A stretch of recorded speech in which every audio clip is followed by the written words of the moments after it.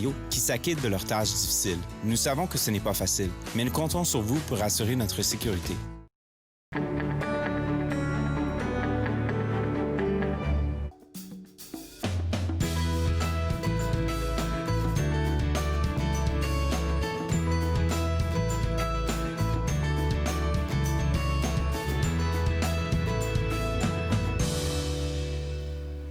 Bonjour et bienvenue à Entre nous, exclusivement sur les ondes de TV Rogers. Je suis Claude Andrea Bonny et je me ferai un réel plaisir de passer la prochaine heure avec vous. Aujourd'hui, c'est la dernière émission de la saison et nous avons pensé à la rendre spéciale.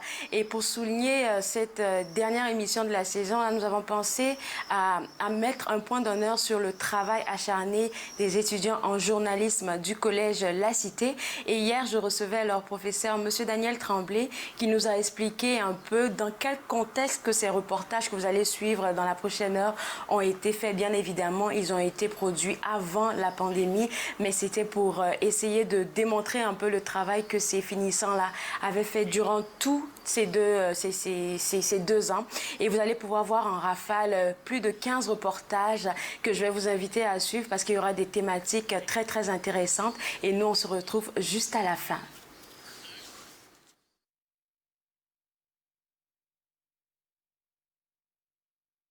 Quand on fait notre épicerie, on n'amène pas juste nos sacs, on amène nos pots. Patrick Meunier se prépare à aller à l'épicerie. Avec une famille de 4 jeunes enfants, ça aurait pu être difficile de choisir le mode de vie zéro déchet. Mais lui et sa conjointe Marianne Paris ont décidé de saisir cette opportunité pour réduire leur empreinte écologique. Le couple a commencé par poser de petits gestes et y aller graduellement. Marianne puis moi, on a toujours eu une conscience environnementale. À la base. Fait que, à un moment donné, on s'est dit, ben qu'est-ce qu'on peut faire pour en faire encore plus? Puis on a entendu parler du fait que, bon, il y avait le mois sans plastique. On disait, on essaye ça.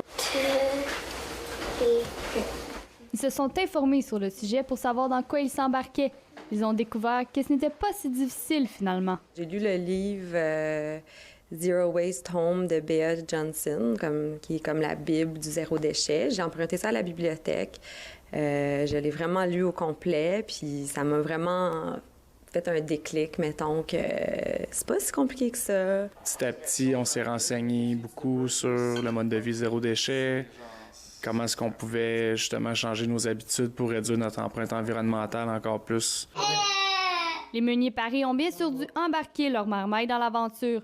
Cela voulait dire, par exemple, diminuer les cadeaux de Noël pour Gabriel, 1 an, Chloé, 3 ans, Audrey, 6 ans et Félix, 8 ans, et de les remplacer par des activités qui n'ont pas d'impact sur l'environnement. On essaie de remplacer ça par des expériences. Donc, pour les fêtes des enfants, aller plus comme au cinéma, au Tube et Jujube ici, dans des activités où est-ce que ça va être ça leur cadeau finalement. Félix, le grand frère de la famille, comprend que les petits gestes peuvent faire la différence. Comme choisir quelque chose qui va faire moins de déchets que comme quelque chose qui va faire plus de déchets. Bien, je pense qu'ils comprennent assez vite que c'est aussi pour eux autres qu'on le fait. T'sais, si on le fait pour la planète, c'est pour ceux qui vont être là après nous. Mais le vrai test, c'est de faire l'épicerie, surtout quand on a 4 enfants. Zéro déchet, ça signifie aucun plastique à usage unique. Que ce soit les pâtes, les céréales ou la poudre à pâte, tout est acheté en vrac et mis dans des pots. Des produits comme le savon sont mis dans des contenants réutilisables. Le déodorant, le dentifrice et la soie dentaire sont achetés dans une épicerie zéro déchet dont les contenants peuvent être soit mis au compost ou au recyclage. Faire plus attention à l'environnement, ça ne coûte pas nécessairement plus cher qu'acheter emballé. Je dirais que certaines choses qui vont être plus chères que ceux... Tu sais, il y a peut-être 2-3 choses qu'on utilise beaucoup. Le beurre, le fromage, où est-ce que ça, c'était vraiment difficile là, par rapport au prix. Je pense pas que ça devrait être un frein nécessairement de le faire parce que c'est une question financière aussi. Tu sais, je pense qu'il y a quand même moyen de, comme dans tout, là, de s'assurer que ça revienne au même prix ou un petit peu moins cher. Là. Patrick et Marianne ont même dû carrément éliminer certains produits suremballés. On a éliminé beaucoup d'aliments très transformés, suremballés, mettons des biscuits, des chips, des barres granola. On a quand même remplacé en les faisant nous-mêmes, faisant des alternatives nous-mêmes. Les Meunier Paris sont un bon exemple à suivre pour les familles qui voudraient commencer le mode de vie zéro déchet. Changer sa façon de vivre ne se fait pas du jour au lendemain. C'est pourquoi le couple croit qu'il faut y aller une étape à la fois. Mettra pas trop de pression. Il y a personne qui est parfaite. Il y a personne qui, effectivement, fait zéro déchet. Là. Puis ça, c'est pas grave. Je pense que si tout le monde fait quelques changements ici et là, puis qu'il en rajoute au fil des mois, des années, je pense que c'est ça la meilleure façon. Le truc, c'est vraiment d'y aller petit peu par petit peu, puis c'est justement de passer de faire ça tout d'un coup. Marianne souhaite que leurs efforts pour aider l'environnement inspireront ses enfants pendant longtemps. J'aimerais ça. Puis je pense que c'est une tendance qui est de plus en plus chez les jeunes pour être contre les changements climatiques, puis être plus conscients. Fait que j'espère. C'est maintenant au tour de la prochaine génération de serrer les coudes et sauver le monde. Noémie Proulx, La Cité, à Gatineau.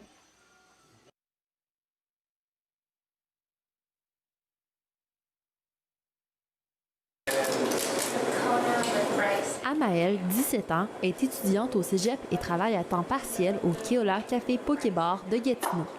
Depuis qu'elle y travaille, elle remarque qu'il y a beaucoup de gaspillage de riz.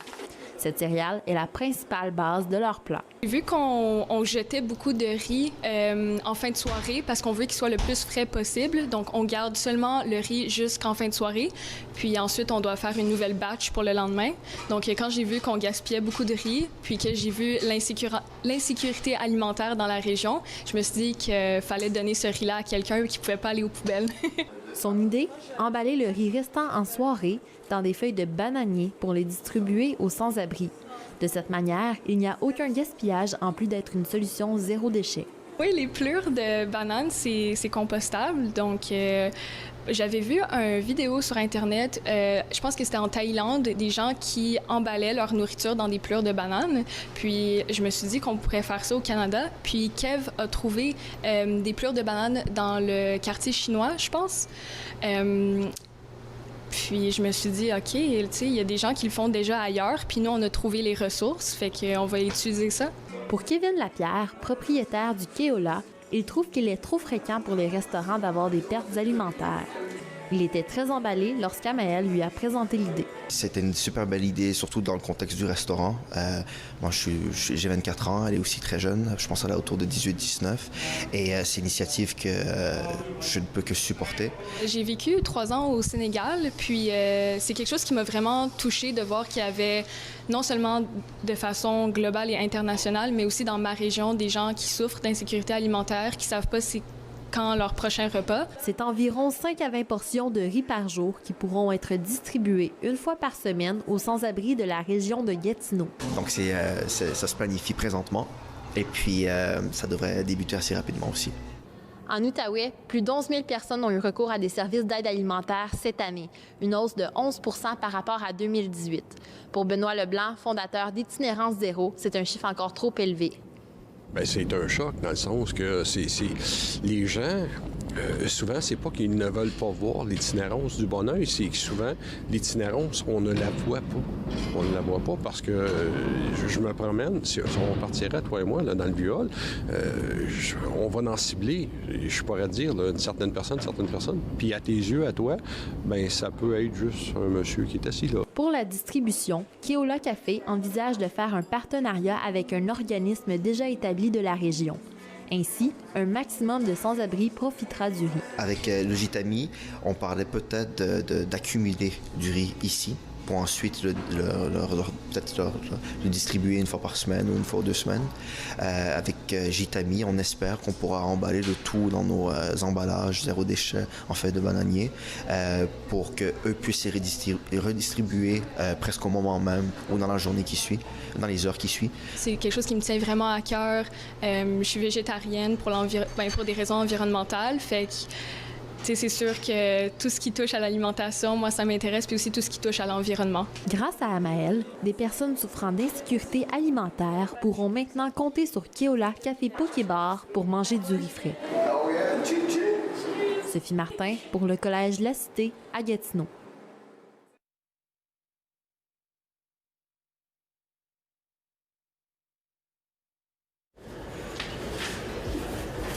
Amina Zian d'Ottawa aide son frère depuis son adolescence. Mohamed Ziane, 35 ans, est atteint d'un handicap physique et mental depuis sa naissance. Il comprend ce qu'on lui dit, mais il ne peut ni s'exprimer ni marcher correctement et dépend entièrement de sa famille qui a décidé de s'occuper de lui à domicile plutôt que de l'envoyer dans une institution. Selon un rapport de Statistique Canada, 8 handicapés adultes sur 10 comptent sur l'aide des membres de la famille plutôt que celle d'un centre spécialisé. Pour Amina, c'est une question de devoir de prendre soin de son frère malgré les moments difficiles. C'est mon frère, c'est le seul frère que j'ai et franchement, c'est le seul homme dans ma vie. Je n'ai plus mon père, je n'ai que mon frère et les valeurs familiales, c'est très important pour moi. Je ne sais pas comment m'y prendre avec lui. Des fois, il arrive qu'il frappe sa tête sur le mur ou sur le plancher fort. Et il est très fort, Mohamed, et j'essaie de l'arrêter. Mais des fois, comme je ne peux pas parce qu'il est très dur. Après la mort tragique de son mari et de sa belle-sœur, Paula Ziane a pris la décision difficile il y a 2 ans de prendre soin elle-même de son fils. Elle a dû quitter son emploi de préposée dans la résidence pour personnes âgées pour mieux veiller sur lui. À chaque jour, pour elle, c'est un vrai champ de bataille. Elle se lève à 6 heures du matin et elle commence la journée par lui changer sa couche. Et pendant la journée, elle prépare ses repas et s'assure qu'il est en sécurité. Mais pour Paula, le choix était simple. Laisser son fils avec des étrangers ou le prendre dans ses bras à tous les jours. C'est mon fils. Il est heureux. Il est heureux avec nous. Et je ne crois pas qu'il serait plus heureux ailleurs. Que je le veuille ou non, je ne sais pas. Je fais tout pour lui. En vertu du programme ontarien du soutien des personnes handicapées, Paula reçoit une aide gouvernementale de 800 $ par mois pour acheter les ressources nécessaires, telles que des vêtements, des couches et la nourriture pour son fils. Ses 2 filles, Amina et Anissa, lui viennent en aide physiquement et financièrement. Alors j'ai eu beaucoup de support dans la famille, mais ça a été un gros défi après la mort de mon mari et surtout après la mort de ma belle-sœur. Alors, je me suis retrouvée seule avec mes enfants. Alors, j'ai dû couper sur mes heures de travail pour pouvoir. Et c'est pour pouvoir m'adonner aux tâches quotidiennes dans la maison. Le ministère des Services à l'enfance et des services sociaux et communautaires de l'Ontario accorde une somme de 12,5 millions de dollars à 92 organismes de l'Ontario afin d'améliorer les services pour les personnes ayant une déficience intellectuelle. Mais pour la famille Ziane, ce n'est pas suffisant. Et on aurait aimé avoir beaucoup plus et beaucoup plus d'heures. Et c'est pas toujours facile. Mohamed, tu as déjà mangé, Mohamed? C'est décevant, c'est aussi frustrant des fois de trouver un personnel qui est qualifié. Mais il n'est pas malheureux, mon fils. Il n'est vraiment pas malheureux. C'est à le regarder, tu vois, il est toujours content, il est joyeux pourvu qu'on lui donne ce qu'il veut. Et on le laisse libre. Et c'est ça. Aya Tremblay pour le Collège La Cité à Ottawa.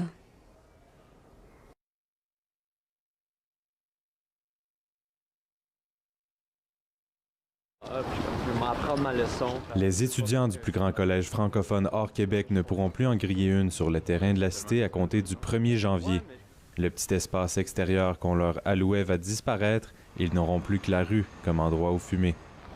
L'initiative Campus sans fumée entrera en vigueur pour empêcher les étudiants et membres du personnel de fumer non seulement la cigarette, mais aussi la vapote et le cannabis.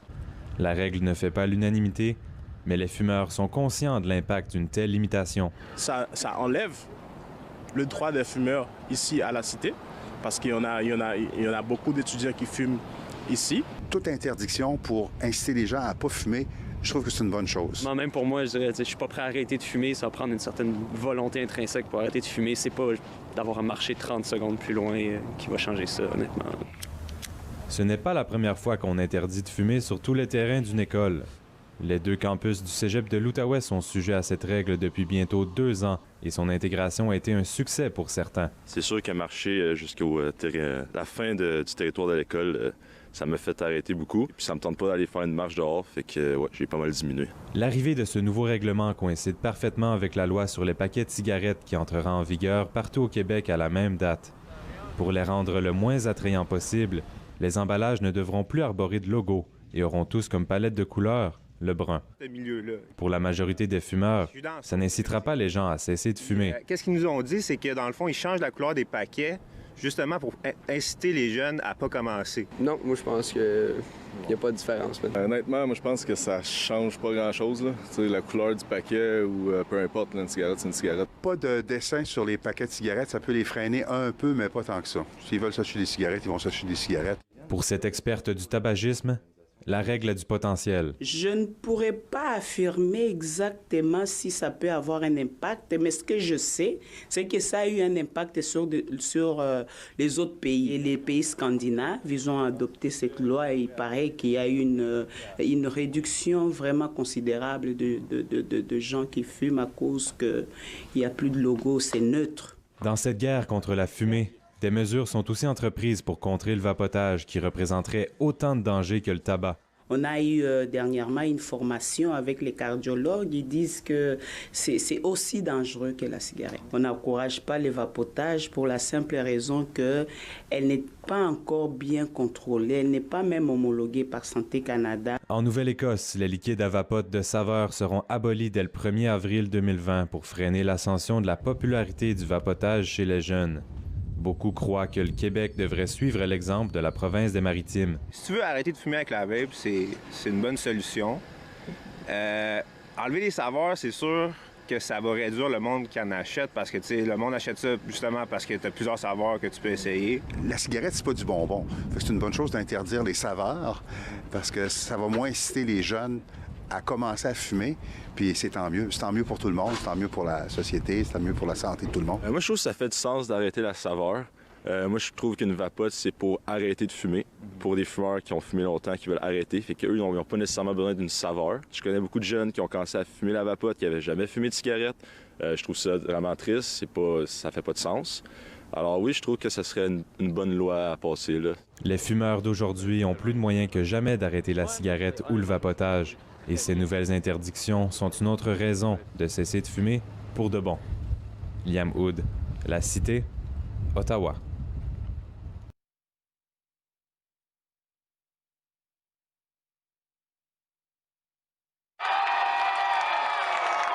Des succès, Philippe Aumont en a eu dans sa carrière. Par contre, il aura toujours l'étiquette de celui qui n'aura pas répondu aux attentes lors de ses quelques passages avec les Phillies de Philadelphie de 2012 à 2015. C'est la raison pour laquelle le contrat des ligues mineures qu'il vient de signer avec l'organisation des Blue Jays, assorti d'une invitation au camp d'entraînement, a des allures de contrat de la dernière chance.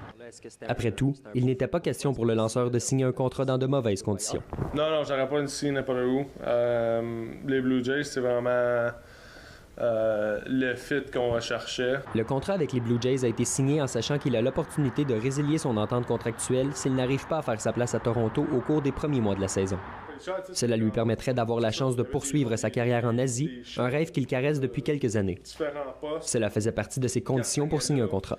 Aller avec les Blue Jays, c'était le choix intelligent à faire avec les conditions que moi j'apportais, qu'il fallait que les Jays acceptent, sinon je ne signais pas le contrat. S'il a demandé d'ajouter une telle clause, c'est parce qu'il veut s'assurer d'avoir du plaisir en jouant. Au cours des dernières années, ses difficultés à atteindre les ligues majeures l'ont découragé. En 2016, il a même annoncé sa retraite du baseball parce qu'il était malheureux. Je suis juste malheureux tous les jours. Là. J'avais pas la joie de me lever le matin et d'aller au terrain. Puis en tant que personne normale là, tous les jours, là, je pense que tu as le droit de choisir de prendre un recul. C'est ici même, sur le terrain du parc Raymond Chabot de Grant Thornton, que Philippe Aumont a retrouvé la passion du baseball. Il a pu lancer sans pression et jouer au baseball pour les bonnes raisons. Oui, parce que c'était un endroit où il n'y avait pas de pression en tant que tel. C'est une ligue indépendante, puis je connaissais quelques gars dans l'équipe, puis vient juste lancer, puis il n'y a quand même pas de stress. Les champions d'Ottawa ont d'ailleurs annoncé qu'ils n'allaient pas poursuivre leurs activités en 2020 en raison de la dissolution de la Ligue Canam. Philippe Aumont a sa petite idée sur les raisons qui font en sorte que l'équipe n'a pas été en mesure de se trouver une nouvelle ligue en vue de la saison 2020. Les anciens propriétaires étaient extrêmement pas bons. Comme, ils faisaient aucun job. Il y avait une équipe, ça roulait genre sur quasiment rien. Là. Aujourd'hui, Philippe estime qu'il est dans de meilleures dispositions pour percer dans la MLB. Il croit en ses chances de faire partie des Blue Jays dès le début de la saison. En ce moment, avec le roster qu'ils ont, sans aller signer d'autres joueurs, je pense que j'ai une bonne chance. Mais ce n'est pas tout le monde qui est de son avis. Philippe Aumont risque de retourner dans les mineurs pour servir de remplaçant. Est-ce qu'il y a des chances de Philippe Aumont de percer la formation de départ des Jays dès le début de la saison? Si elles sont bonnes, dès le début de la saison, je te dirais que non. Je ne croirais pas. En tout cas, je pense pas que ce soit dans les plans des Jays. Je pense que les Jays espèrent, au niveau de la rotation de leurs partants, avoir plus de profondeur. J'ai mes réserves et c'est pas en raison de son rendement. Il y a plusieurs facteurs. Même s'il connaît un bon camp, c'est que les Blue Jays, dans leur formation des 40 joueurs, ont beaucoup de jeunes lanceurs. S'il décide ultimement de tenter sa chance en Asie, Philippe réalisera un rêve. Maintenant père de famille, il veut profiter du fait que sa fille Gabrielle n'a que 5 mois pour jouer dans d'autres pays. Il veut ainsi faire vivre à sa fille et à sa femme Frédéric une expérience de vie hors du commun. Ouais, c'est... Frédéric est vraiment open à ça, puis on aimerait s'emmener notre petite fille là-bas, puis c'est des expériences de vie que c'est pas tous les gens qui ont l'opportunité de vivre ça. Quelques fois au cours de sa carrière, le natif de Gatineau a manqué sa chance de revenir au plus haut niveau. À la suite de sa première retraite, en 2016, il a presque pris une décision qui aurait changé le cours de sa vie. J'ai appelé le bureau d'armée. Je m'en allais police militaire. Okay. Ils n'ont jamais rappelé. S'ils rappelaient, on n'est pas ici aujourd'hui. Okay. C'est sûr, 100%. On n'est même pas dans cette maison ici. Le voilà plutôt sur le point d'obtenir une nouvelle chance de percer un alignement des ligues majeures. Comme quoi un rendez-vous manqué peut mener à de plus grandes réalisations. Charles-Alexis Brisebois pour le Collège La Cité, à Ottawa.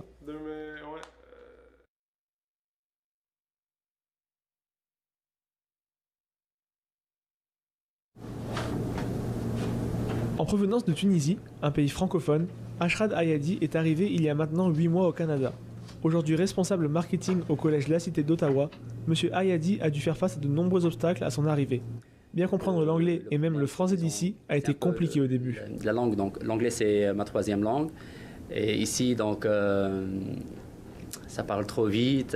Parfois, on n'arrive pas à capter les mots comme il faut. Même en français, il y a quelques difficultés avec l'accent québécois, donc c'est pas facile. Linda Sharif, elle, vient d'Algérie et est chargée de projet à Connexion francophone à La Cité. Elle s'est installée à Ottawa il y a déjà 1 an et demi, mais n'oublie pas les complications auxquelles elle a dû faire face. Trouver un logement et même un médecin de famille a été beaucoup plus difficile que dans son pays d'origine. J'ai pas mal essayé de contacter les services d'établissement. Personne ne répond. Je laisse un message, je laisse mon numéro de téléphone, personne ne me rappelle. Quant au Français Florent Emmanuel Parmentier, responsable économique à La Cité, il déplore le manque de services qu'il a connu à son arrivée. Il a dû se débrouiller lui-même. Et là, tout d'un coup, il n'y a plus du tout de service. C'est-à-dire qu'on découvre, en faisant beaucoup d'erreurs, comment fonctionne le pays. Alors, pour moi, ça faisait partie de l'expérience, c'était quelque chose que je voulais découvrir, mais je n'étais pas préparé à ça. Arrivé les 3 premières années, il y a une grosse question qui se pose, c'est est-ce que je reste ? Parce que c'est pas du tout ce que j'avais eu en tête, c'est pas ce pourquoi j'étais venu. C'est dans le but d'éviter que les immigrants se retrouvent dans ce genre de situation que le CIRIF existe.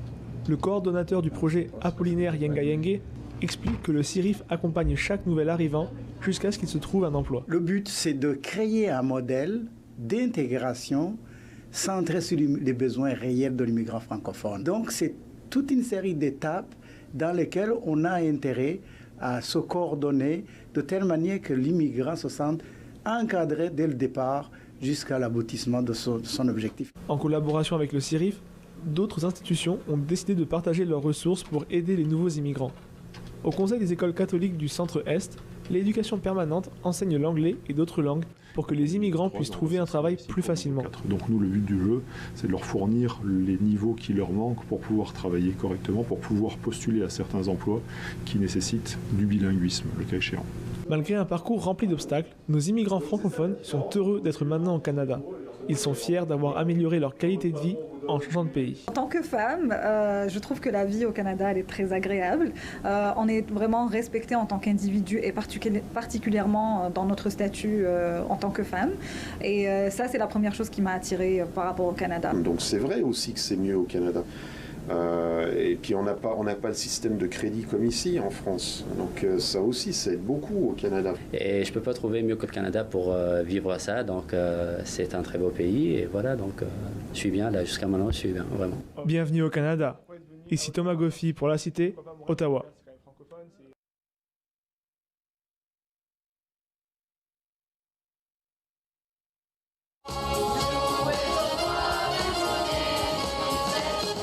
Danny Najjar est un pianiste amateur, mais aussi un réfugié syrien qui vit au Canada depuis 2015. Père de famille de 3 enfants, Danny a dû quitter son pays avec sa famille à cause de la guerre. Les difficultés dans lesquelles il vivait en Syrie ne lui ont pas donné d'autre choix que de chercher un refuge. Il n'y avait pas de gaz même comme essence pour toujours manquer l'électricité, de l'eau, que quelquefois même la nourriture. Donc c'était vraiment très très difficile de conditions. Son fils Philippe avait 11 ans quand il est arrivé au Canada. Il en a maintenant 19. Mais il se souvient encore de la peur qu'il ressentait quand il était enfant. Pour aller à l'école, ils ont une petite peur parce que tu ne sais pas qu'est-ce qui peut arriver sur la route. C'est des difficultés de chaque jour, avoir peur de qu'est-ce qui peut arriver. C'est principalement ça. Les horreurs de la guerre, c'est ce qu'ont vécu en fait la majorité des 25 000 réfugiés syriens au Canada. La situation était trop dure. On n'avait plus d'eau, plus d'électricité. Je pouvais plus le supporter. Je savais aussi qu'en restant, la situation allait vraiment s'empirer.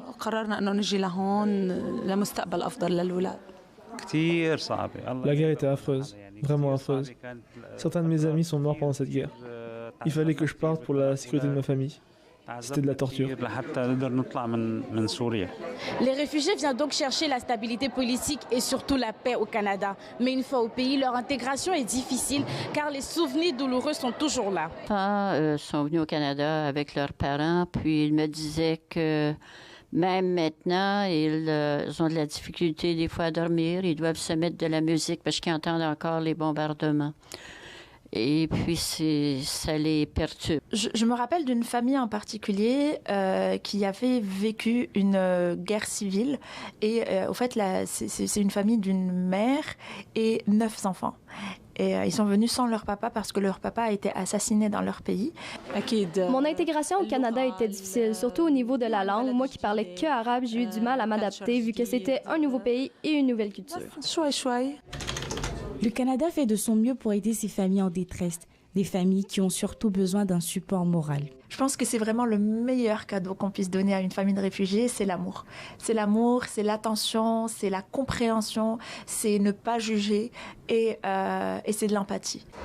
Danny et Philippe Najjar sont aujourd'hui bien installés ici.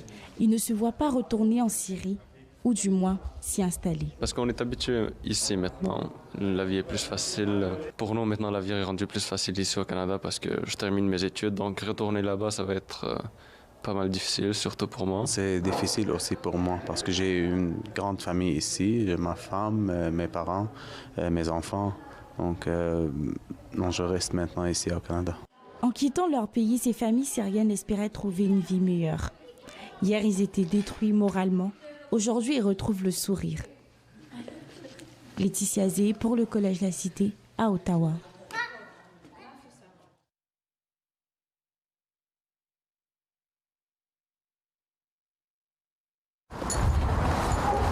Le constable Jonathan Thébault du service de police d'Ottawa commence son quart de travail à 22 h. D'un pied ferme, il patrouille les rues de la ville dans le but de la rendre plus sécuritaire pour les citoyens. Il n'est pas toujours préparé à ce qui pourrait se passer et il sait qu'il pourrait chaque nuit y laisser sa vie. Le plus gros stress, j'imagine, c'est vraiment par rapport à la sécurité, notre sécurité et la sécurité de nos partenaires. Les policiers rencontrent des défis inimaginables au cours de leur carrière. Ils sont confrontés à des gens qui ne veulent pas de leur aide et à des événements tragiques. Ces gardiens de la loi sont formés pour faire face aux événements stressants.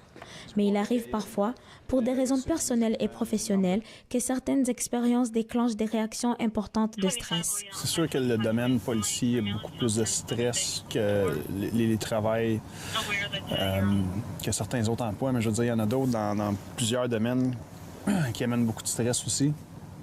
Est-ce que le policier est le domaine le plus stressant? Je ne serais pas prêt à dire ça, mais c'en est certainement un qui est stressant.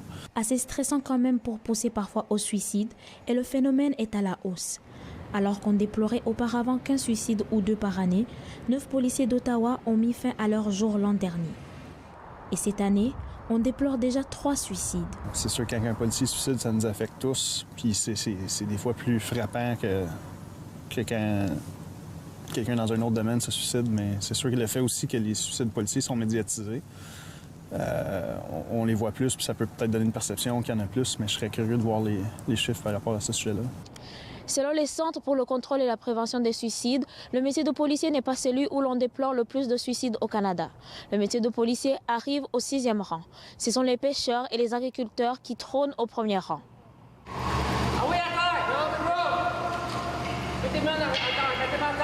Les étudiants en technique des services policiers du Collège La Cité d'Ottawa sont conscients des risques du métier qu'ils ont choisi. Mais ils disent être bien préparés. On a tous les cours préalables, on va dire, pour rentrer dans la police. On a les cours qui sont donnés dans le milieu policier, en ce moment dans ma technique, qui nous préparent bien à une psychologie en milieu policier. 1, 2, 3...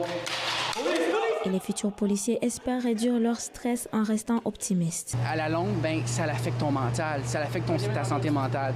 Puis ça vient où ce que tu dois garder ta santé mentale positive, on va dire en faisant de l'entraînement, en t'entraînant. Malgré les risques qu'ils rencontrent, les officiers de police sont fiers de faire respecter la loi et de protéger les citoyens. Pour moi, le plus satisfaisant, c'est, comme on dirait, catch the bad guy. Donc, si les crimes contre certaines personnes qui sont commis, quand on peut arrêter ces gens-là, arrêter le crime, arrêter ou prévenir même le crime, c'est satisfaisant d'aider les bons citoyens, d'aider ceux qui en ont besoin. Dans les 30 dernières années en Ontario, 24 policiers se sont enlevés la vie. Élisée Bertine-Daïchimier pour le Collège La Cité à Ottawa.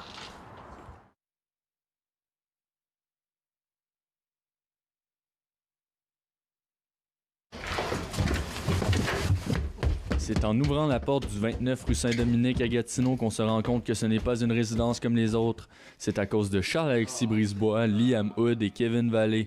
À eux seuls, ils entretiennent quotidiennement 2 blogs sportifs différents qui sont bien connus sur la scène québécoise. Charles-Alexis Brisebois écrit sur le blog Passion MLB qui traite de l'actualité du baseball.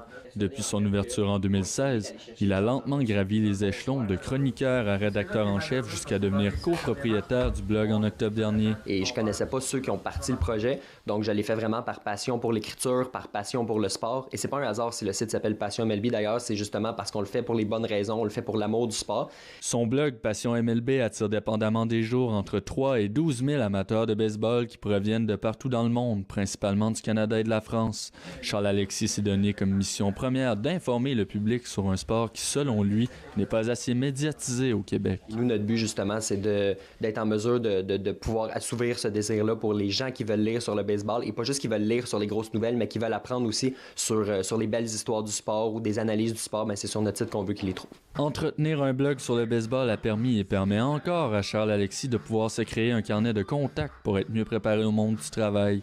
Étudiant en journalisme, il a notamment pu aller sur la galerie de presse du Stade olympique au cours d'une rencontre des Blue Jays à Montréal. Moi, c'est un rêve qui s'est réalisé, d'être en mesure de rencontrer des gens du milieu du baseball, d'être en mesure d'assister à des parties sur une galerie de presse, de couvrir des événements sportifs reliés au baseball. Pour moi, c'est un début de ce qui m'attend dans ma carrière de journaliste. Pour ces 2 colocataires, Kevin Vallée et Liam Hood, c'est plutôt le basketball qui fait partie de leur vie quotidienne. Le 6 mai dernier, Kevin a fondé le blog Alley-Oop Québec avec l'aide de Liam, le cofondateur et rédacteur en chef. Le lancement du site a eu lieu à un moment opportun alors que les Raptors de Toronto étaient en route pour gagner le championnat de la NBA. Le timing a été le plus important parce que ça a été quand les Raptors ont gagné le championnat. Donc la passion qui a accompagné ça partout au Canada, c'est sûr que ça a aidé, puis on serait pas où on était aujourd'hui si les Raptors n'avaient pas gagné. Si on avait attendu comme on était censé faire, c'est-à-dire à la fin de l'été, on l'aurait vraiment regretté parce que À ce moment-là, on a pu prendre avantage de la vague d'engouement qu'il y avait au Québec pour non seulement la NBA, mais pour les Raptors de Toronto. Bienvenue chez Alley-Oop Québec, le podcast saison 1, épisode 8. Kevin et Liam se sont aussi lancés dans la balado-diffusion en octobre. Depuis le lancement d'Alley-Oop Québec, c'est autour de 44 000 utilisateurs différents qui ont visité leur site pour un total de près de 110 000 clics. C'est vraiment le fun de pouvoir utiliser ta passion comme métier presque, puis de pouvoir l'utiliser pour s'épanouir. Parce que le but ultime à la fin, c'est pas nécessairement l'argent ou les clics, c'est vraiment de propager puis de partager ma passion pour le basket. 1500 articles ont été écrits depuis le lancement du blog et les deux entrepreneurs ne comptent pas s'arrêter là. On sait qu'avec du temps, il y a beaucoup d'autres choses qu'on peut faire et c'est ce qu'on va viser dans le futur. En ce moment, c'est juste une question de temps, mais on sait que c'est possible puis on sait que ça va amener le site à un prochain niveau. Donc, j'ai juste hâte de commencer puis pouvoir explorer d'autres avenues. Selon le site spécialisé Statista, c'est environ 25% des Canadiens qui s'informent via un ou plusieurs blogs. Et contrairement à ce qu'on pourrait croire, les blogs peuvent être crédibles, selon la professeure et experte en médias sociaux Sabrina Rivet. Mais si c'est un blog qui se présente bien, que les articles sont à jour, que des articles sont publiés régulièrement, bien là, on peut dire que c'est possiblement une bonne source d'information. Mais comme je dis, oui, c'est important de s'informer via les blogs, mais également via les réseaux sociaux. Et le fait de cohabiter ensemble permet à ces jeunes entrepreneurs de pouvoir partager des conseils dans la gestion de leur blog. On peut s'aider soit pour trouver un angle pour un sujet, pour se relire, pour s'aider à trouver des sujets. Donc évidemment, c'est une façon simple de se compléter. Bien, à 3 cerveaux, on a beaucoup de connaissances, on a beaucoup de qualité dans ce domaine-là. Donc, nécessairement, quand on combine nos 3 cerveaux, ça commence à donner quelque chose qui a du sens. Le travail, c'est pas toujours évident, surtout quand c'est un marché dans lequel on est pionnier comme ça. Mais on essaie de toucher à toutes les plateformes, que ce soit de l'audio, de l'écrit ou même de la vidéo éventuellement. Puis vraiment, le travail nous apporte tellement de satisfaction. C'est ça qu'on aime, puis ça nous apporte énormément de fierté. Peu importe où le journalisme mènera ces 3 jeunes hommes, leurs blogs respectifs les mènent déjà dans la bonne direction. Guillaume Maslavero pour le Collège La Cité à Gatineau.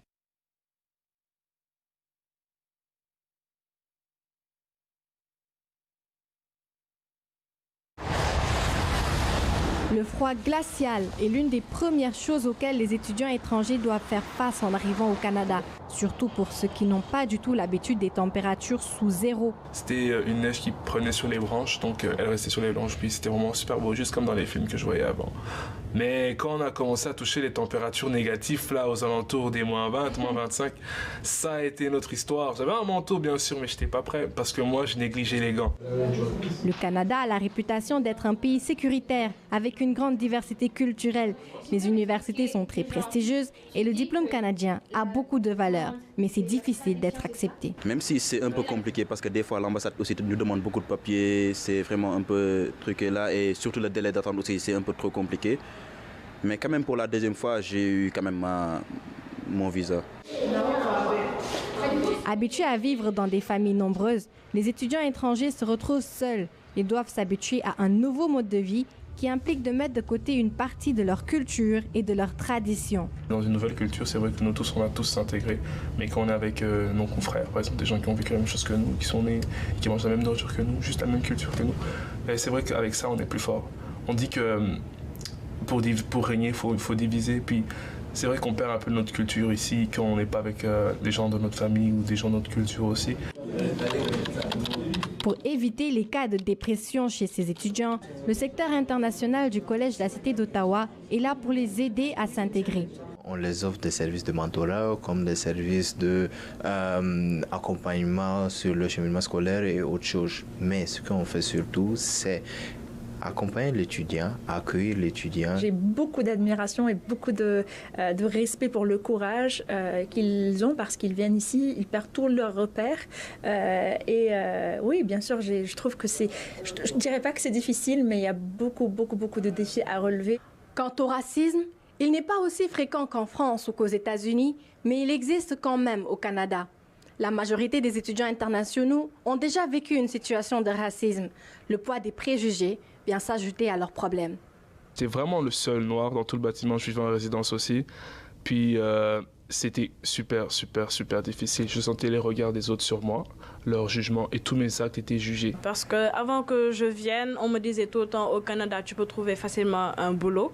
Mais je me rends compte que non, surtout pour les jobs étudiants, pour qu'on te recrute, c'est vraiment difficile. Parfois, même quand tu es de couleur noire, quand tu viens, tu demandes, quand tu leur parles, ils te parlent d'une certaine manière où tu as juste envie de fuir. Dès que tu rentres dans les classes, tu vois d'un côté les blancs, de l'autre côté les noirs. Donc tu serais vraiment gêné de te mettre du côté des blancs. Forcément, tu vas te mettre du côté des noirs vu que tu es noir. Je ne dirais pas que ça c'est un racisme, mais c'est quand même un frein. Malgré tout cela, ceux qui viennent d'ailleurs ne baissent pas les bras et travaillent fort pour réussir et rendre leur famille fière. Les étudiants internationaux, c'est 15 milliards de dollars de retombées économiques pour le Canada. Mariam Diallo, pour le Collège La Cité, à Ottawa.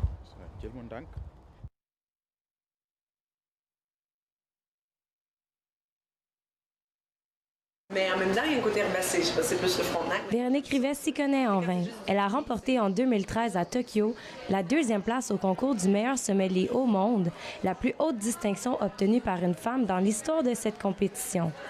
Cet été, elle a gagné le premier prix au laurier de la gastronomie en tant que sommelière de l'année. Véronique a décidé d'ouvrir son bar à vin il y a 5 ans pour partager sa passion du vin. Avec les études, les concours, j'ai beaucoup voyagé, puis j'adore ça, mais j'avais envie de me poser à la maison.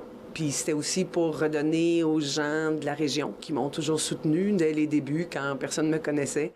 Mais elle a dû travailler fort et persévérer pour réussir dans le domaine qui l'intéresse. Je savais jamais ce que je voulais faire en grandissant. J'adorais étudier, j'aimais ça, l'école, mais il y avait un paquet de matières qui m'intéressaient. Puis c'est un peu par hasard que je suis tombée dans le métier. J'ai commencé à travailler en restauration à 16 ans, à Ottawa, justement, sur le marché Bail. Mais c'était une job d'étudiant. Puis j'ai adoré ça, j'ai continué à travailler, puis on faisait pas mal d'argent pour les étudiants travaillant en restauration. Je suis tombée en amour avec le métier, mais à 20 ans, je pouvais pas dire à mes parents je veux devenir serveuse. J'ai continué à faire des études qui sont pas du tout reliées au monde du vin, mais tout ce temps-là, je travaillais en restauration. Puis un jour, c'est ça, j'ai décidé que je pourrais en faire ma vie. On est dans le sud du Québec. Tous les serveurs et serveuses au bar à vin Soif sont eux-mêmes des sommeliers. Ils se comptent chanceux de pouvoir transmettre leurs connaissances et de continuer à apprendre, en plus d'avoir une carte des vins qui change à chaque semaine. On a la chance de découvrir plusieurs vins différemment à chaque semaine, d'en parler entre équipes avec la gérante, avec Véronique, la propriétaire. Donc, c'est aussi une façon de mettre en œuvre nos connaissances, de toujours continuer à étudier, à déguster, puis c'est vraiment intéressant. Je continue à aimer apprendre, c'est ce qui m'allume. Je dis toujours, le jour où je vais arrêter d'apprendre, c'est le jour où je vais mourir. La ville de Gatineau aurait dû tout acheter ça. La 2e meilleure sommelière du monde estime qu'il se fait de très bons vins au Canada et veut les faire connaître à sa clientèle. Nos vignerons ont vraiment gagné en expérience, nos vignobles ont gagné en âge. Au Québec, plus récemment, on a des vignerons qui font des vins absolument extraordinaires. Et la qualité des vins de la région risque encore de s'améliorer avec le réchauffement climatique. Pour les vignerons d'ici, la hausse des températures est même une bonne chose pour les cépages. Donc, au Québec, on est en train de devenir la nouvelle Europe. Donc, pour la vigne, c'est vraiment une bonne nouvelle. Donc, non, ça m'inquiète pas vraiment. C'est vraiment, c'est triste à dire, mais je suis contente qu'il y en ait parce qu'au Québec, on va pouvoir en profiter. Une bonne nouvelle aussi pour Véronique Rivet, qui pourra continuer d'offrir des vins de qualité. J'aime beaucoup la région, puis ça me rend très fière de participer un tout petit peu à son développement économique. Chez Soif, on servira du vin encore longtemps. Marjorie Desruisseaux pour le Collège La Cité, Ottawa.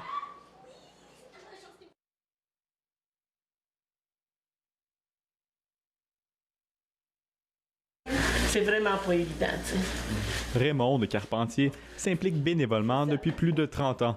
Citoyenne de Gracefield, au nord de Gatineau, elle est la secrétaire du service de dépannage alimentaire Au Goût du jour.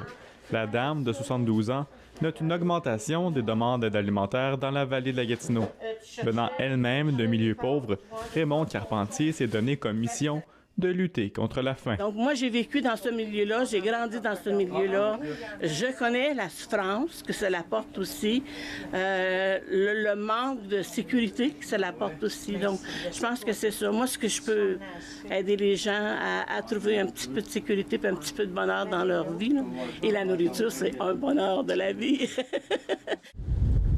Chez Moisson Outaouais, ce sont 820 000 kg de denrées qui ont été redistribués lors de la dernière année à 42 organismes communautaires de la région. La fréquentation des banques alimentaires en Outaouais a augmenté de 11 % cette année et de 56 % par rapport à il y a 2 ans. La hausse du coût de la vie et le salaire minimum qui ne bouge pas du côté québécois expliquent la hausse des demandes d'aide alimentaire, selon le directeur général de Moisson-Outaouais. Le prix d'achat et le revenu des gens n'évoluent pas de la même façon. Alors, ce qui fait que peu importe, même si on a une apparence d'une bonne économie dans la région, mais la différence dans le pouvoir d'achat et l'augmentation des prix ne matche pas. Ce qui fait qu'il y a toujours des demandes dans nos banques alimentaires. De l'autre côté de la rivière des Outaouais, la Banque d'alimentation d'Ottawa blâme aussi le coût de la vie pour l'augmentation des demandes d'aide alimentaire. Les personnes qui vivent seules et qui ne sont pas en couple pour partager les dépenses représentent près de la moitié des bénéficiaires de la Banque d'alimentation. Celle qui constitue la principale banque d'alimentation de la capitale nationale aide un peu plus de 39 000 personnes par mois, soit 1 millier de plus que l'an dernier. Encore là, c'est l'argent qui manque. Mais c'est toujours l'argent. Alors, c'est peut-être un perte d'emploi, c'est peut-être une maladie. Il y a beaucoup de raisons qui ont besoin. Les célibataires, c'est le coût de vie ici en Ottawa qui est vraiment haut et c'est difficile pour une personne qui vit seule pour payer tous les factures chaque mois. On peut la garder peut-être pour des fruits. Moisson-Outaouais et la Banque d'alimentation d'Ottawa s'attaquent au gaspillage alimentaire en récupérant les produits invendus dans les supermarchés, comme les pâtes, les céréales et les boîtes de conserve. Les organismes de la région aimeraient que les gouvernements en fassent davantage pour ceux qui ont faim. On veut que le gouvernement de chaque niveau fait plus pour les personnes qui vraiment c'est la pauvreté.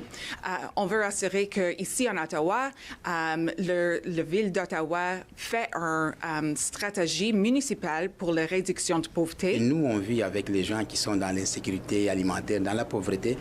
Souvent, on n'est pas consulté. Ce sont des décisions qui se prennent au niveau étatique ou gouvernemental. Donc, les politiques doivent être ajustées vraiment en fonction de consultations avec des acteurs qui sont sur le terrain. Hey, c'est beau de pouvoir travailler les filles. Et sur le terrain, justement, Raymond Carpentier a son mot à dire aux gens qui ont faim et qui n'osent pas demander de l'aide. Tout le monde dans notre vie, à un moment ou un autre, on a besoin de quelqu'un pour nous aider. Et si on pense qu'on va traverser la vie sans avoir besoin de l'aide des autres, non, ça se peut pas. Avoir sa joie de vivre, ça donne vraiment le goût de fréquenter la banque alimentaire pour manger à sa faim. Ici, Jordan Maheu pour le Collège de la Cité, à Ottawa.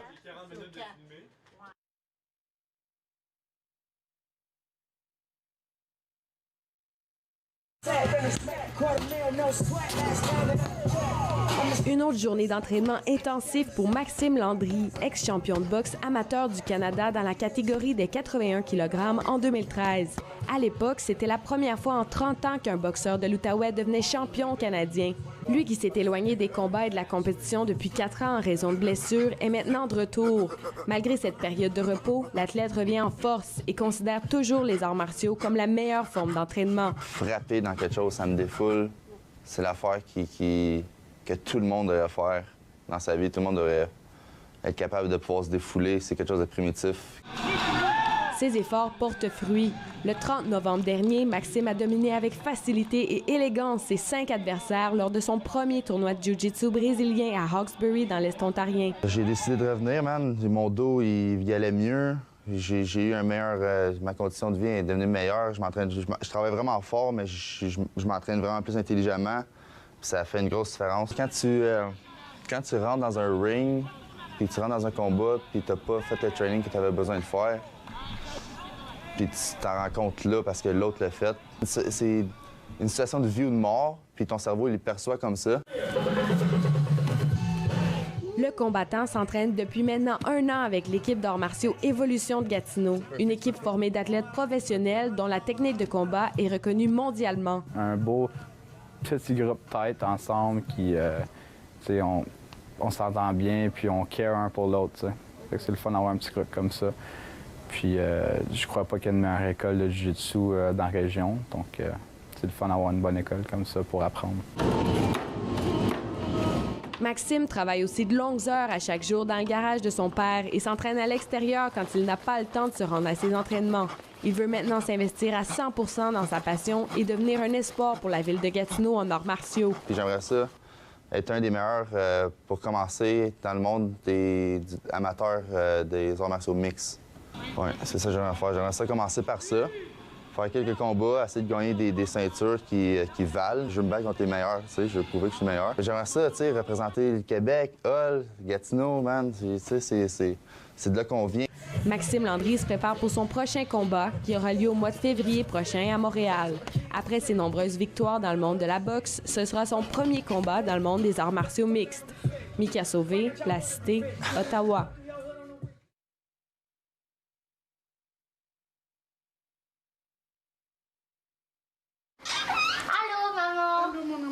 Bongel, une intervenante sociale de Gatineau, sait à quel point elle est chanceuse d'avoir ce moment de tendresse avec sa fille. Une nuit l'an dernier, elle a été séquestrée et battue à plusieurs reprises par son conjoint de l'époque. L'agression a duré près d'1 heure et elle a perdu conscience et été gravement blessée à la tête. Pour la première fois depuis les faits, elle a accepté d'en parler à visage découvert. Il avait bu, il avait consommé et il m'a séquestrée dans la toilette. En fait, il m'avait donné un coup. Je me suis réfugiée dans la toilette pour me cacher. Et puis, je ne sais pas comment il a fait pour défoncer la porte. Et il a fermé la porte et il m'a frappé à plusieurs reprises avec ses mains et ses pieds. Je me souviens d'être sortie et j'étais allongée au sol. Je me suis levée, il y avait du sang qui sortait, qui coulait de ma tête. Et c'est ce que je me souviens. Bongel avait pourtant pris l'habitude d'encaisser les coups. Elle ne s'est considérée même pas comme une victime. La mère des 4 enfants explique que son silence était motivé par sa famille qui a adoré son conjoint. Au niveau de mes parents, ils voulaient que je reste là et que cet homme-là va changer, que c'est passager. Et c'était vraiment un conflit. Ça fait beaucoup de conflits au niveau de la famille. Et jusqu'à aujourd'hui, il y a quelques déchirements par rapport à ça. Mais j'ai pris une décision et je suis satisfaite de ma décision. Souvent, les victimes ne portent pas plainte contre leur ex-conjoint. Seuls 16% de femmes le font. Même si Bongel a failli perdre la vie, elle n'a pas voulu immédiatement aller à l'hôpital, car elle redoutait, dit-elle, les conséquences sur son ex-conjoint. Malgré ça, j'avais comme pitié de lui. Je me disais que si je m'en vais à l'hôpital, les médecins vont appeler la police. Et s'il va faire la prison, il va peut-être pas avoir sa citoyenneté canadienne, donc je vais peut-être foutre sa vie en l'air. Les longues procédures judiciaires n'encouragent pas les femmes à entamer des poursuites. Si Bongel a fini par porter plainte, son agresseur n'est écopé que de $200 d'amende et des quelques heures de travaux d'intérêt général. Une sentence insoutenable pour la victime. Oui, j'ai été très déçue, ça m'a découragée. Ça m'a vraiment découragée. Je me suis sentie comme trahie par la justice. Oui. Et si c'était recommandé à une autre femme, je ne sais pas si je recommanderais. Faire de la prison, c'est très rare que ça l'arrive. Alors que si on pense quand une personne, un être humain maltraite un animal, des fois, il peut avoir jusqu'à 5 ans de prison. Alors, tu sais, moi, je suis bien pour les droits des animaux, c'est important. Mais est-ce que les femmes, on peut aujourd'hui avoir, en 2019, le même droit que les animaux? Est-ce que c'est possible qu'il y ait une conséquence directe de la violence faite aux femmes? Pour se reconstruire, Bongel a pu compter sur le soutien d'une maison d'hébergement. Mais les organismes sont confrontés à une triste réalité. Ils sont sous-financés. L'an dernier, les 7 maisons d'hébergement pour femmes de l'Outaouais ont dû refuser environ 3000 femmes et 2000 enfants. Des chiffres qui font froid dans le dos, surtout lorsqu'on sait que Gatineau à elle seule se classe 2e dans les tops de villes ayant le plus haut taux de violence conjugale. Malheureusement, les maisons d'hébergement manquent de ressources, manquent de place. Donc, souvent, quand la femme va appeler, c'est le seul moment qu'elle a trouvé le courage pour appeler, puis on doit refuser. Donc, tu sais, ça compromet aussi la sécurité des femmes, là, malheureusement, oui.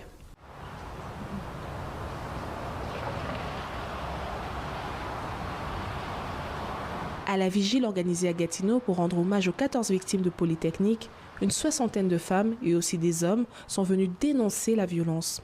C'est le cas d'Hélène Lavoie, qui a été victime de violences conjugales pendant 30 ans. Le public doit ouvrir ses yeux à la violence faite aux femmes. C'est urgent. Le contrôle de ces hommes violents doit cesser. Mais aujourd'hui, c'est un message d'espoir et de courage que veut lancer Bongel. Il y a toujours une lumière au bout du tunnel. Il y a des hommes bien. Je me dis que tu ne peux pas rester dans une relation comme ça en te disant encore qui voudra de toi. C'est mieux d'être seule que d'être mal accompagnée. Bronchelle veut laisser derrière elle les souvenirs douloureux, car la mère de famille a retrouvé l'amour et va bientôt se marier. Ici Gaëlle Kanyeba pour le Collège de la Cité à Gatineau.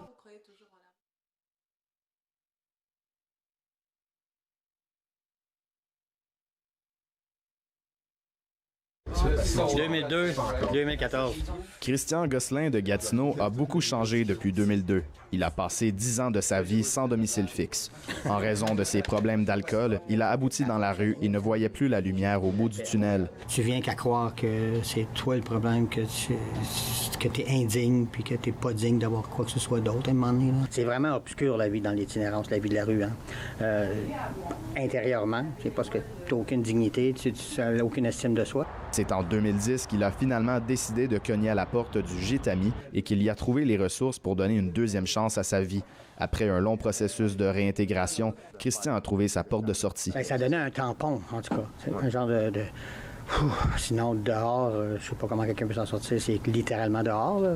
Il a repris ses études, a gradué en aide sociale à la Cité et a fondé son propre journal de rue, Le Portail de l'Outaouais.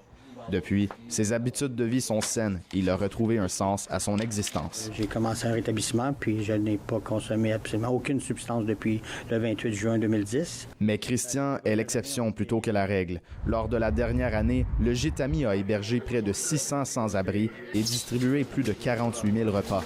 Chaque jour, les employés côtoient des personnes qui vivent dans la rue, dans des conditions inhumaines. Mentalement, il peut être éprouvant d'y travailler et les personnes impliquées sont parfois au bord des larmes. Parfois, on écoute là, leur histoire de vie, puis on se demande, nous, où est-ce qu'on serait rendu si on avait fait le même parcours. Il y a, je vous dirais, qu'il y a des journées qui sont plus difficiles que d'autres. On part souvent à la maison, là, regarde, arrête. On voit l'écart entre les riches et les pauvres s'agrandissent. On voit aussi la détresse humaine, le rejet de certaines valeurs de la société. A lot of people here have mental health issues. I see a lady every night. She talks to people that are not there. Adam n'a plus de domicile depuis plusieurs mois et assiste à la situation précaire qui se développe à Hull. Que ce soit dans la rue ou au gîte, le problème est facile à percevoir. From last I know of, I think there's about 1,100 homeless in a hall. À chaque année, ça monte là, ici, parce que là, j'ai plus de monde à approvisionner, à nourrir. Il me faut constamment des dons, constamment. Et heureusement qu'on a beaucoup de gens de la population qui viennent, qui font des dons en argent, qui font des dons en nourriture. Devant cette crise de l'itinérance, la directrice exécutive du Gitami, Lise Paradis, a jugé qu'il fallait agir. D'ici les 3 prochaines années, la direction compte ouvrir un centre d'hébergement de transition qui pourrait accueillir une 40aine de personnes de plus. Et on s'est rendu compte qu'il y a une centaine de personnes cet hiver qui n'auront pas d'endroit où aller. Et nous, malheureusement, nous avons 60 places maximum. L'objectif est d'offrir une étape supplémentaire entre le refuge et le retour en logement. La réintégration sociale est une étape importante et ne peut pas être négligée. Mais on se rend compte qu'il y a beaucoup de personnes qui sont peut-être pas prêtes encore à aller en logement. Je pense que c'est quelque chose qui est essentiel, vous savez, parce qu'il y a beaucoup de ces personnes-là qui, quand ils laissent le Gitami, ils ne peuvent pas se prendre en main. Et c'est pour ça qu'on a besoin de l'assistance, des gens qui sont prêts à les supporter, les assister. Ils te laissent rentrer, mais tu peux rester là juste 7 jours. Pour l'instant, Christian se réjouit d'être en santé, sobre et passionné. C'est comme l'obscurité puis la lumière, là. Ça n'a rien à voir. J'ai jamais été heureux comme je suis aujourd'hui. Si l'itinérance est sombre, la lumière qui émane de la porte de sortie est éblouissante et peut changer une vie. Kevin Vallée pour le Collège La Cité, à Gatineau. Que de beaux reportages que nous avons pu remarquer comme vous l'avez vu, avec des thématiques différentes. Et c'était important pour nous de féliciter ces étudiants-là de la Cité. Alors, j'aimerais prendre le temps pour finir, pour remercier tous nos invités, mais en particulier la communauté francophone qui nous suit et nous soutient dans tout ce que nous faisons. Et je vais vous inviter vivement à suivre les ondes de TV Rogers pour suivre toutes les émissions estivales que nous avons préparées pour vous. Et on se voit le 14 septembre 2020. Au revoir et bel été. Faites-nous part de vos commentaires en composant le 613-521-2323 par courriel sur Facebook et Twitter.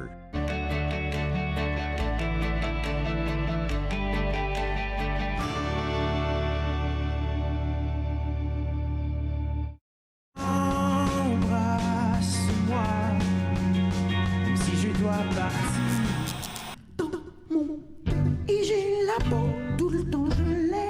hors-circuit, vendredi 21h sur TV Rogers.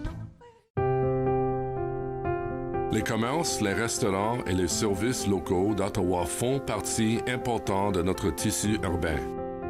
Nous pouvons les aider en ces temps difficiles. Commandez chez eux en ligne, achetez des chèques cadeaux à utiliser plus tard, commandez des repas à emporter ou à livrer, démontrez votre soutien sur les réseaux sociaux. S'il vous plaît, faites-le aujourd'hui. En savoir plus, visitez ottawa.ca/acheter local. Dans cette édition d'Encore jeune, une exposition au ralenti, Normand Latour, le seul maître à bord, et les 40 ans du MIFO. Encore jeune, dimanche 19h sur TV Rogers.